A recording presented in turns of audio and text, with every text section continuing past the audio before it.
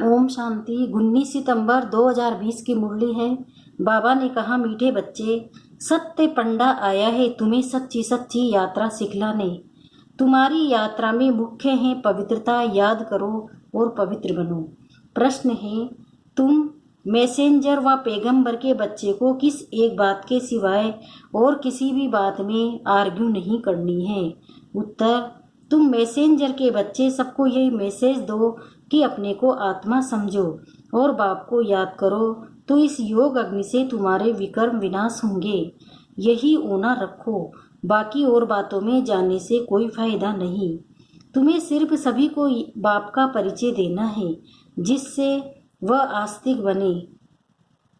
जब रचता बाप को समझ लेंगे तो रचना को समझना सहज हो जाएगा। गीत है, हमारे तीर्थ न्यारे हैं। ओम शांति। मीठे मीठे रूहानी बच्चे जानते हैं कि हम सत्य तीर्थवासी हैं, सच्चा पंडा, और हम उनके बच्चे जो हैं वह भी सच्चे तीर्थ पर जा रहे हैं। यह है झूठ खंड अथवा पतित खंड।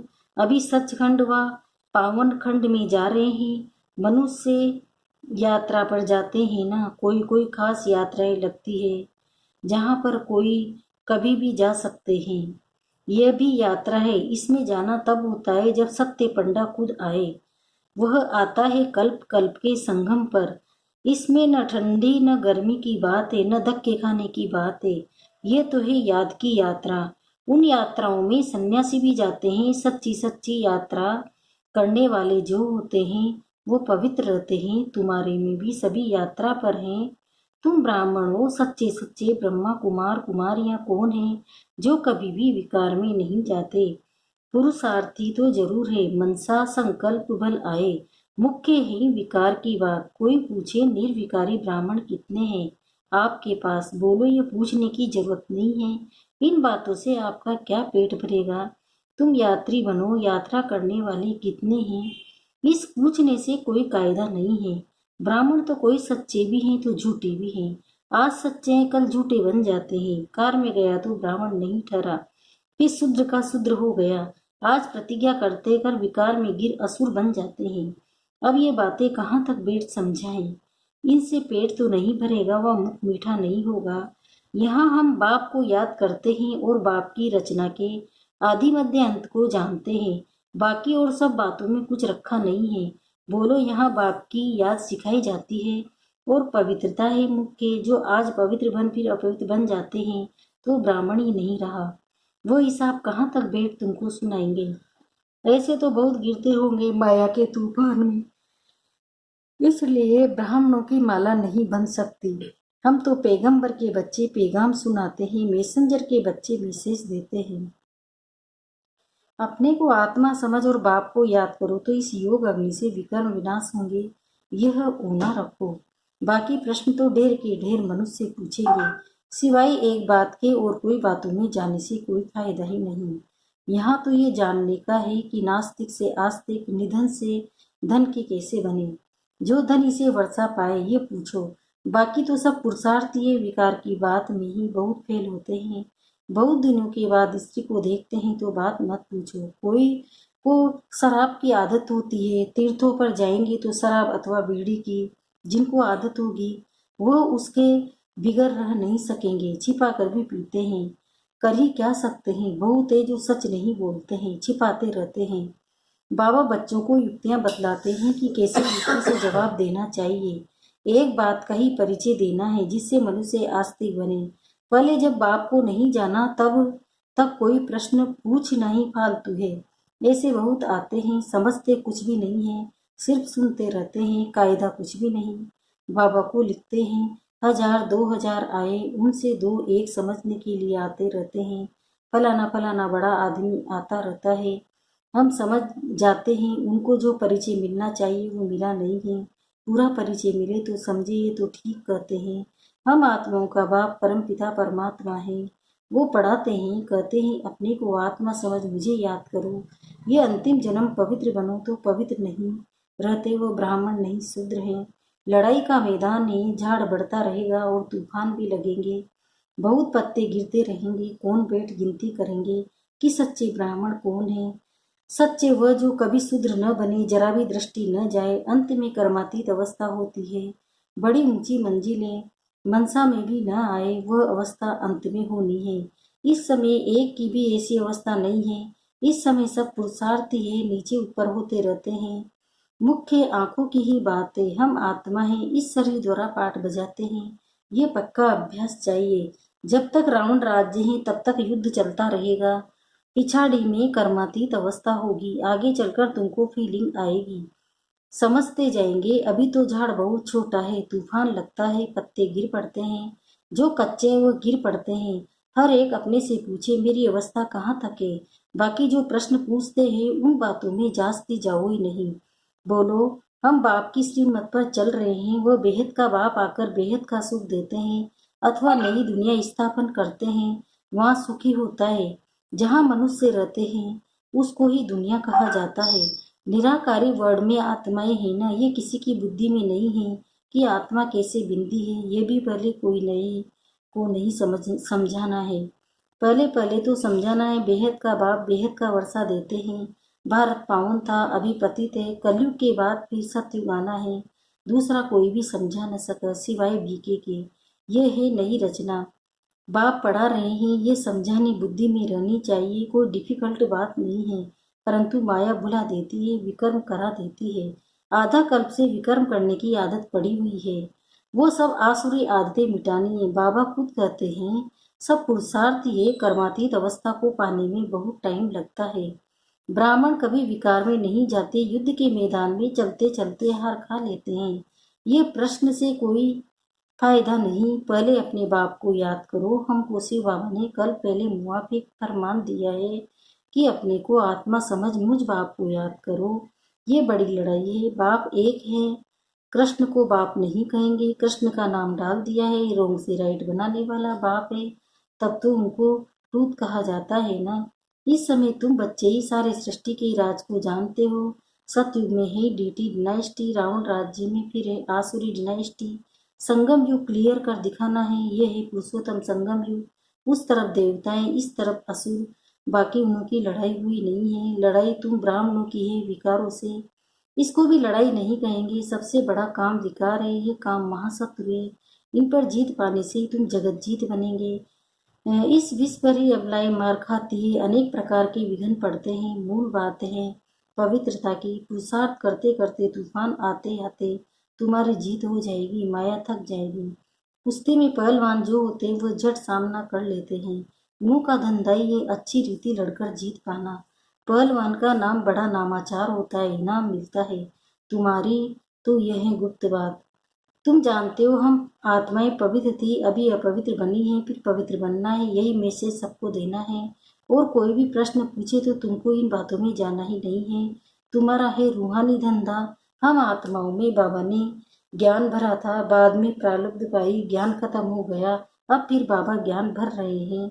बाकी नशे में रहो। बोलो, बाप का मैसेज देते हैं कि बाप को याद करो तो कल्याण होगा। तुम्हारा धंधा ही है, रूहानी है। पहली पहली बात ही बाप को जानो। बाप ही ज्ञान का सागर है। वो कोई पुस्तक थोड़ी ही सुनाते हैं। वो लोग जो डॉक्टर और फिलोसफी आदि बोलते हैं वो किताब पढ़ते हैं। भगवान तो नॉलेजफुल है, उनको सृष्टि के आदि मध्य अंत की नॉलेज है। वो कुछ पढ़ा है क्या?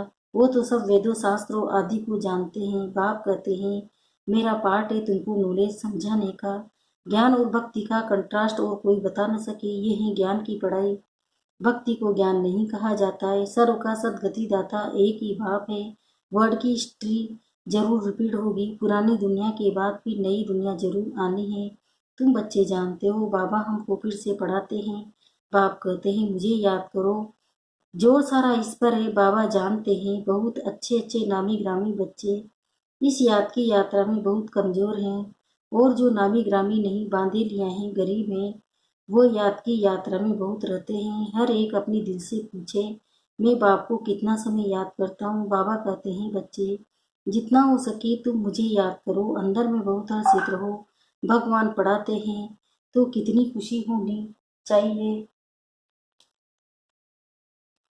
बाप कहते हैं तुम पवित्र आत्मा थे।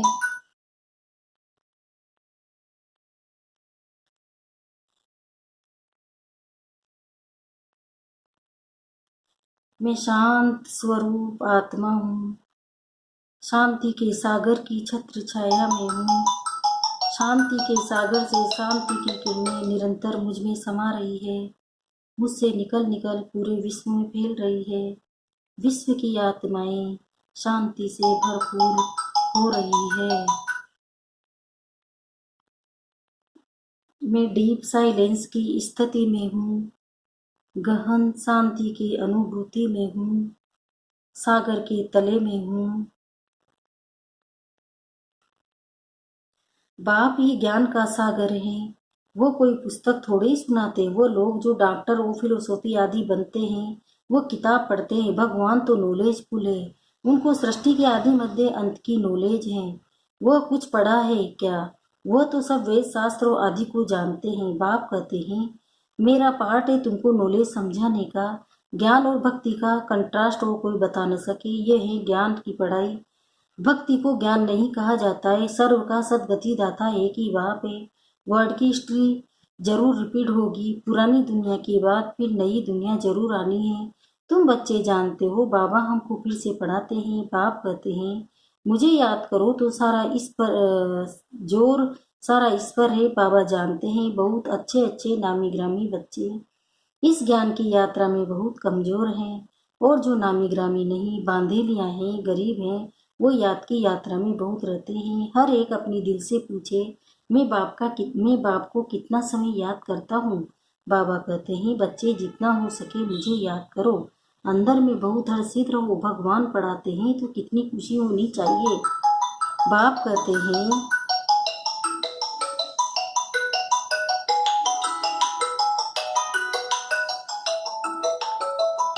मैं सुख स्वरूप आत्मा हूँ, सुख के सागर की सावरिन में हूँ। सुख के सागर से सुख की किरणें निरंतर मुझ में समा रही है, मुझसे निकल निकल पूरी दुनिया में फैल रही है। विश्व की आत्माएं सुख से भरपूर हो रही है। पहले पहले मुख्य बात है रास्ता बाप को समझो, फिर रचना का राज समझना है। मुख्य बात गीता का भगवान कौन, तुम्हारी विजय भी इसमें होनी है। पहले पहले कौन सा धर्म स्थापन हुआ, पुरानी दुनिया को नई दुनिया कौन बनाते हैं। बाप ही आत्माओं को नया ज्ञान सुनाते हैं जिससे तुम दुनिया स्थापन होती है। तुमको बाप और रचना की पहचान मिलती है। पहले पहले तो अल्प अल्प पर पक्का कराओ तो बात सही है ही। बाप से ही वर्षा मिलता है। बाप को जाना और वर्षे का हकदार बना। बच्चा जन्म लेता है, माँ बाप को देखा बस पक्का हो जाएगा। माँ बाप के सिवाय कोई के पास जाएगा? माँ नहीं, क्योंकि माँ से दूध मिलता है। ये भी ज्ञान का दूध मिलता है। माँ बाप है ना। ये बड़ी महीन बातें जल्दी कोई समझ न सके। अच्छा मीठे मीठे से खिलते बच्चों प्रति माता पिता बाप दादा का याद प्यार और गुड मॉर्निंग। रूहानी बाप की रूहानी बच्चों को नमस्ते। हम रूहानी बच्चों की भी रूहानी माता पिता बाप दादा को याद प्यार गुड मॉर्निंग। नमस्ते नमस्ते नमस्ते। शुक्रिया बाबा, शुक्रिया आपका पद्मा पदम, शुक्रिया। धारणा के लिए मुख्य सार है। पहला है सच्चा सच्चा पवित्र ब्राह्मण बनना है। कभी पतित बनने का मनसा में भी ख्याल न आए, जरा भी दृष्टि न जाए, ऐसी अवस्था बनानी है। दूसरा, बाप जो पढ़ा रहे वो समझाने बुद्धि में रखनी है। जो विकर्म करने की आसुरी आदतें पड़ी हुई है उन्हें मिटाना है। पुरुषार्थ करते करते संपूर्ण पवित्रता की ऊंची मंजिल को प्राप्त करना है। वरदान, प्रवृत्ति में रहते पर वृत्ति में रहने वाले निरंतर योगी भव। इसका विस्तार बता रहे बाबा। निरंतर योगी बनने का सहज साधन है प्रवृत्ति में रहते पर वृत्ति में रहना। पर वृत्ति अर्थात आत्मिक रूप। जो आत्मिक रूप में स्थित रहता है वो सदा न्यारा और बाप का प्यारा बन जाता है। कुछ भी करेगा लेकिन यह महसूस होगा जैसे काम नहीं किया है लेकिन खेल किया है।